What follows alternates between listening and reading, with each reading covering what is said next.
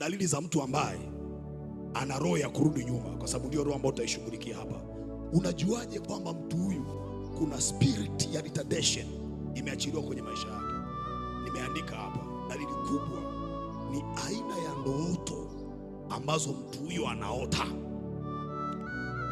Ndoto ambazo mtu anaota zinaweza zikaelezea kwamba mtu huyu anapitia vita ya roho ya kurudishwa nyuma, anataka arudishwe nyuma kama mke wa Rutu.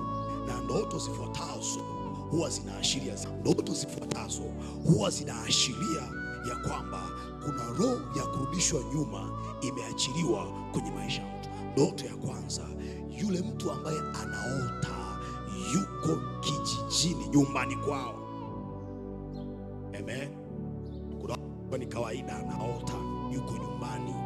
Ndoto ya kwanza. Ndoto ya pili, unaota uko shule ya msingi. Nafundishaga mafundisho mara nyingi. Unaota ndoto uko shule ya msingi. Tayari wewe sasa hizi ushamaliza chuo, umeishasoma, umeishaajiriwa, tayari una kazi yako, yani umeshaolewa, umeshaoa, lakini unaanza kushangaa, mbona ninaota ndoto uko shule ya msingi? Na maskini ya Mungu, shetani ni mpumbavu. Unaota ndoto mpaka umeshika kidumu na mfagio kabisa. Amen. Yani ni wewe kabisa ulivyokuwa darasa la 3, kiatu hakijapigwa dawa kama ulivyokuwa shule ya msingi.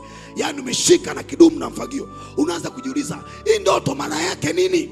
Ukiota ndoto ya kwamba umerudi shule ya msingi, uko nyumbani kwenu kijijini, unaota ndoto uko kwenu kijijini, uko nani, hiyo ni ishara kabisa ya kwamba unaambiwa ya kwamba kuna hali ya kurudishwa nyuma inaachiliwa kwenye maisha yako. Washindi, haleluya. Na Mungu anakuambia ili uweze kuishughulikia. Haleluya. Nyosha mkono juu namna hii. Sema, ninakataa kwa jina la Yesu. Sema, mimi sitarudi nyuma.